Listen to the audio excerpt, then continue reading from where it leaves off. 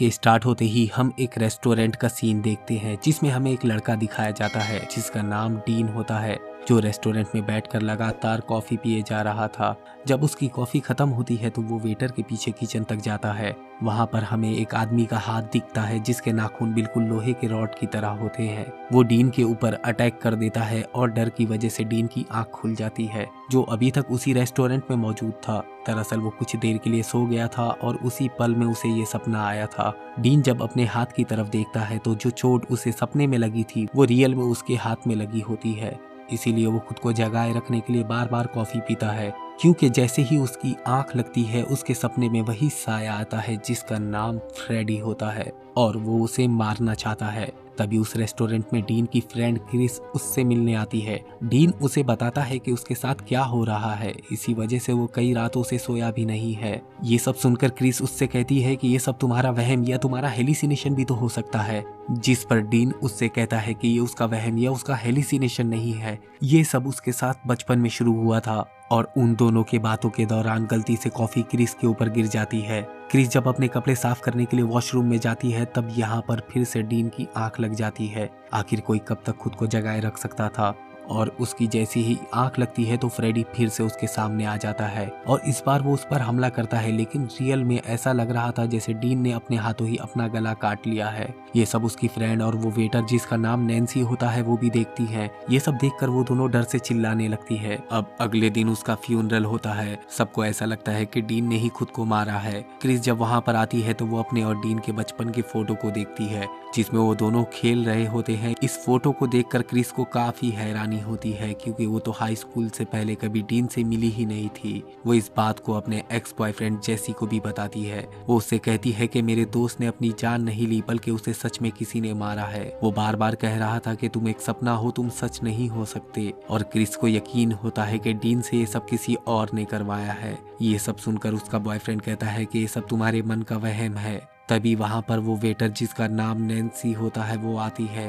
वो क्रिस से कहती है कि मुझे तुम्हारी बातों पर यकीन है, क्योंकि वो डीन की क्लास फेलो थी और वो ये जानती थी कि उसे सपने शुरू से ही आ रहे होते हैं। लेकिन जैसी उसे नैन्सी की पूरी बात सुने बगैर ही क्रिस को वहाँ से ले जाता है। क्रिस जब अपने घर आती है तो वो स्टोर रूम में जाती है जहाँ वो अपने बचपन की चीजों को देखना शुरू करती है। वहीं उसकी एक डॉल भी होती है जिसके कपड़ों को किसी ने ब्लेड से फाड़ा होता है। तभी वहाँ पर वो काला साया यानी कि फ्रेडी आ जाता है। वो उसे कसकर पकड़ लेता है और उससे कहता है कि क्या तू मुझे भूल गई, और तभी अचानक से उसकी आंख खुल जाती है। दरअसल ये सब क्रिस का एक सपना था। जो साया पहले डीन को परेशान करता था अब वो क्रिस को करने लग गया था। क्रिस जब अगले दिन स्कूल जाती है तो क्लास में उसकी आंख लग जाती है और अगले ही पल फ्रेडी उसके सामने आ जाता है। और इससे पहले कि वो क्रिस को मारता, क्रिस चिल्लाते हुए उठ जाती है और वो वहां से बाहर निकल जाती है। रात को जब क्रिस अपने कमरे में होती है तब उसका बॉयफ्रेंड जेसी आता है। वो जेसी को बताती है कि मैं जब भी सोती हूँ मेरे सपने में एक साया आता है जो मुझे मारने की कोशिश करता है। जेसी उससे पूछता है कि क्या उसके हाथ लोहे की रॉड की तरह है। ये सुनकर क्रिस हैरान हो जाती है, क्योंकि जेसी को भी उसी तरह के सपने आ रहे थे। क्रिस बहुत ज्यादा डरी होती है, इसलिए वो जेसी को अपने साथ रहने को कहती है। रात को जब वो दोनों सो रहे होते हैं तब एक बार फिर से फ्रेडी क्रिस के सपने में आता है, जो क्रिस को हवा में उठा देता है और उसे कमरे में घुमाने लगता है। जेसी ये सब कुछ देख रहा होता है लेकिन वो क्रिस की मदद नहीं कर पाता और फ्रेडी क्रिस को हवा में ही मार डालता है।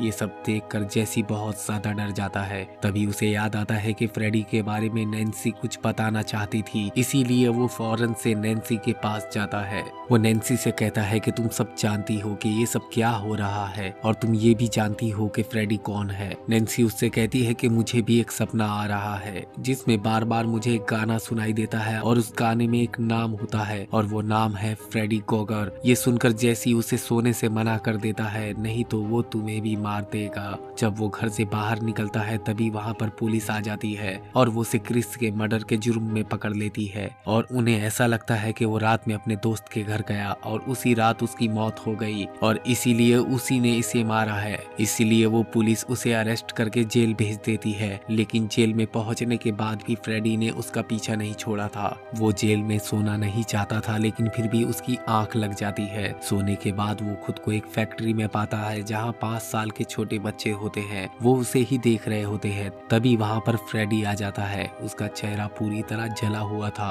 और उसके नाखून किसी चाकू की तरह तेज थे और वो जेसी को भी मार देता है। वहीं दूसरी तरफ नैन्सी को दिखाया जाता है जो कि अपने बॉयफ्रेंड क्विंटन से मिलने जाती है। उसका बॉयफ्रेंड उसे बताता है कि मुझे भी डरावने सपने आ रहे हैं, लेकिन ये सब मेरे लिए एक नाइटमेयर से ज्यादा कुछ नहीं है। जो मेरे साथ सपने में हुआ वो सच में मेरे साथ नहीं हो रहा, इसीलिए मैं इस चीज को नहीं मानता कि फ्रेडी आपके सपने में आकर आपको मार डालता है। ये सारी बातें बेकार हैं, ये सब अपने दिमाग की क्रिएशन भी तो हो सकती है। और जब मैं ज्यादा डर जाता हूँ तो मेडिसिन खा लेता हूँ ताकि मुझे नींद ना आए। वो नैन्सी को समझाने की कोशिश करता है। रात में जब नैन्सी अपने घर में होती है तो वो अपनी मॉम से पूछती है कि क्या मेरा डीन से, क्रिस से, जेसी या क्विंटन से किसी तरह का कोई कनेक्शन है। शायद जब हम छोटे थे तब शायद हम एक ही स्कूल में पढ़ रहे हो। ये सुनकर उसकी मॉम हिचकिचाते हुए मना कर देती है। रात में नैन्सी अपने बाथ टब में नहाने जाती है, लेकिन उससे पहले वो अपने मोबाइल में अलार्म लगा देती है ताकि अगर उसकी आंख लग जाए तो ये अलार्म उसे जगा दे। नहाते वक्त उसकी आंख लग जाती है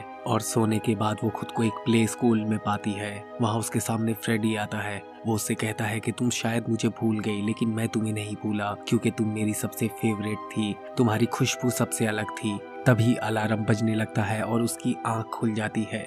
आंख खुलने के बाद वो क्विंटन को बुलाती है, जहां नैन्सी उसे बताती है कि मेरी मॉम मुझसे कुछ छुपा रही है। और जब ये दोनों घर का पुराना सामान चेक करते हैं तो उन्हें वहां एक पुराना फोटो मिलता है जो नैन्सी के प्ले स्कूल का होता है। और इस फोटो में डीन, जेसी, क्रिस, क्विंटन और वो खुद भी होती है। और इस फोटो के बारे में उन्हें कुछ भी याद नहीं था क्योंकि वो बहुत छोटे थे। तभी नैन्सी की मॉम भी वहां आ जाती है और वो उन्हें बताती है कि जब तुम लोग प्ले स्कूल में थे तो वहाँ फ्रेडी कॉगर नाम का एक माली यानी कि गार्डियन भी था। वो सब बच्चों से बहुत प्यार करता था, वो सब बच्चों के साथ खेलता भी था और नैन्सी तो उसकी फेवरेट थी। धीरे धीरे सारे बच्चे उससे डरने लग गए थे क्योंकि उन सभी बच्चों को फिजिकली अब्यूज कर रहा था और उन सभी बच्चों की बॉडी में जख्म आ चुका था। साथ ही उन बच्चों की मेंटल हेल्थ भी खराब हो रही थी। और जब सब पेरेंट्स को इस बारे में पता चलता है तो वो इस शहर को छोड़कर हमेशा के लिए चला गया। मैंने तुम्हारे बचपन के इस बड़े टाइम को तुमसे दूर रखा ताकि तुम्हारा पास्ट कभी तुम्हारे फ्यूचर के सामने ना आए। नैन्सी अपने साथ पढ़ने वाले सारे बच्चों को इंटरनेट पर सर्च करती है, जहां उसे पता चलता है कि सभी लोगों की मौत सोते वक्त में हुई है और इन फोटो में से बस वो और क्विंटन ही बचे हैं। अब हम क्विंटन को देखते हैं जो कि स्विमिंग कर रहा होता है, लेकिन कई दिन न सोने की वजह से उसकी वहां पर आंख लग जाती है क्योंकि स्विमिंग पूल ठंडा होता है, इसलिए उसे काफी अच्छी नींद आती है। वो अपने आप को उस फैक्ट्री में पाता है जहाँ वो देखता है कि सभी बच्चों के पेरेंट्स फ्रेडी के पीछे लगे हुए हैं और वो उन सबसे बचने के लिए भाग रहा होता है। और वो उस फैक्ट्री के अंदर चला जाता है और वो सारे पेरेंट्स मिलकर उस फैक्ट्री को जला देते हैं, जिसकी वजह से फ्रेडी भी जलकर मर जाता है। अब क्विंटन को फ्रेडी के मरने की वजह पता चल चुकी थी, इसलिए वो नैन्सी के साथ मिलकर अपने फादर के पास जाता है। वो उनसे कहता है कि आप लोग ने एक बेगुनाह को जानबूझकर मार दिया और उस वक्त हम बहुत छोटे थे, हमें तो इस इंसिडेंट के बारे में याद भी नहीं, हो सकता है हमने झूठ बोला हो। और उसके फादर कहते हैं कि वो सब सच था क्योंकि हमने सभी बच्चों की आंखों में फ्रेडी का डर देखा था। और वो दोनों वहां से निकलकर एक मेडिकल शॉप में आते हैं जहां क्विंटन अपने लिए नींद न आने की मेडिसिन लेता है, लेकिन मेडिकल वाला उसे वो दवा देने से मना कर देता है। नैन्सी जो कई दिनों से सोई नहीं थी उसे नींद आ जाती है और उसके सोते ही फ्रेडी उसके सामने आता है और उस पर अटैक कर देता है। फ्रेडी उसे अभी नहीं मारना चाहता था, इसलिए वो उसे जागने को कहता है। नैन्सी की जब आंख खुलती है तो वो देखती है कि उसके हाथों में फ्रेडी के कपड़े का एक टुकड़ा है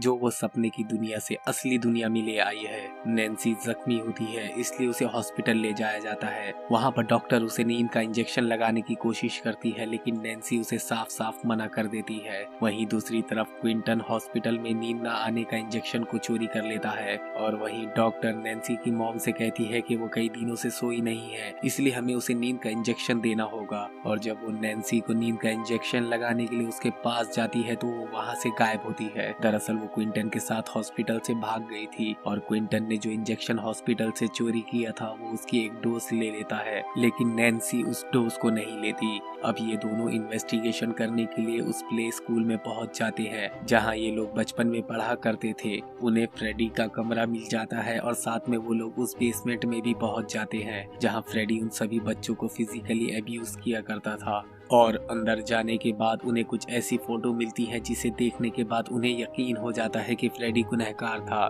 तब नैन्सी उससे कहती है कि इससे पहले कि वो हमें मारे हम उसे मार देते हैं। इसके लिए हमें सपने की दुनिया से फ्रेडी को असली दुनिया में लाना होगा, जो कि मैं कर सकती हूँ। और जब मैं उसके कपड़े का टुकड़ा ला सकती हूँ तो उसे भी ला सकती हूँ। इसके लिए मुझे सोना होगा और जैसे ही तुम मुझे नींद में स्ट्रगल करते हुए देखो तो मुझे जगा देना ताकि मैं उसे सपने से हकीकत की दुनिया में ले आऊं। उसके बाद हम उसे मार देंगे। उसके बाद नैन्सी सो जाती है और उसके सोने के बाद क्विंटन भी सो जाता है क्योंकि वो भी कई दिनों से नहीं सोया था। क्विंटन जब सपनों की दुनिया में जाता है तो फ्रेडी उसके पीछे आकर उसे बुरी तरह इंजर्ड कर देता है और उससे पहले कि वो क्विंटन को मारता वहाँ पर नैन्सी आ जाती है जो उसके ध्यान को भटकाती है। फ्रेडी अब उसके पीछे लग जाता है। ये पूरी दुनिया फ्रेडी की होती है, इसीलिए वो यहाँ पर कुछ भी कर सकता है। नैन्सी उससे भाग नहीं पाती। वो देखती है कि वो एक बेड पर लेटी है और उसके कपड़े भी बदल चुके हैं और ये वही ड्रेस होती है जो बचपन में वो प्ले स्कूल में पहन कर जाया करती थी। फ्रेडी उससे कहता है कि ये मेरी फेवरेट ड्रेस है, मैंने तुम्हें आखिरी तक जगा कर रखा ताकि तुम हमेशा के लिए मेरे साथ रहो। अब तुम असली जिंदगी में कोमा में चली जाओगी और मैं ही तुम्हारा बॉयफ्रेंड रहूंगा। और वही असली दुनिया में क्विंटन जाग जाता है। वो नैन्सी को जगाने की बहुत कोशिश करता है लेकिन वो नींद से नहीं जाग रही होती है, इसीलिए वो उस इंजेक्शन को जो उसने हॉस्पिटल से चोरी किया था वो उसके दिल के पास लगाता है जिससे उसकी नींद खुल जाती है। और उसके जागते ही फ्रेडी भी असली दुनिया में आ जाता है जहां क्विंटन उसके ऊपर हमला कर देता है। लेकिन फ्रेडी बहुत पावरफुल होता है। वो क्विंटन को मारने के लिए आगे बढ़ता है और इससे पहले कि वो क्विंटन को मार पाता नैन्सी उसका हाथ काट देती है। साथ ही वो उसकी गर्दन पर भी हमला करती है जिससे उसकी मौत हो जाती है। और उसके बाद ये दोनों इस जगह को जलाकर बाहर निकल आते हैं। अब यहाँ पुलिस और एम्बुलेंस भी आ जाती है लेकिन उन्हें यहाँ फ्रेडी की डेड बॉडी नहीं मिलती। उसके बाद नैन्सी अपने मॉम के साथ घर आ जाती है और वो उनसे बात करने लगती है। वो अपने मॉम से कहती है कि पेरेंट्स अपने बच्चों का हमेशा अच्छा ही सोचते हैं और मैंने फ्रेडी को मार दिया है। उसकी मॉम एक शीशे के सामने खड़ी होती है, तभी वहाँ से फ्रेडी बाहर निकलता है। वो उसकी मॉम को काफी ज्यादा जख्मी कर शीशे के अंदर ले जाता है अपनी दुनिया के अंदर। और यहाँ पर जैसे ही नैन्सी ने ये कहा कि मैंने फ्रेडी को मार दिया है तो उसने ये प्रूफ कर दिया कि नहीं, मैं नहीं मरा। और इसी के साथ ये मूवी यहीं पर खत्म हो जाती है। अगर आपको हमारा ये वीडियो पसंद आए तो वीडियो को लाइक, चैनल को सब्सक्राइब और हाँ, बेल आइकन के बटन को दबाना ना भूलें।